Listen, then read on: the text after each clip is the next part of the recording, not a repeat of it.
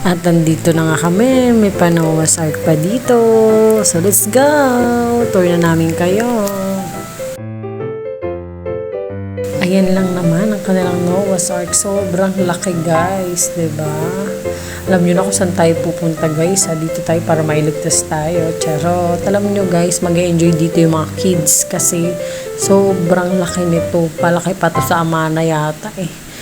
Sumakit nga rin yung pao kalalakad eh. 'Di ba? Katarika ng araw. Pero sobrang mag-enjoy kayo dito kasi sobrang lawak niya. At ayan, kung gusto niyo naman ng private na room, ayan, meron sila. Ayan, medyo okay hub din yan.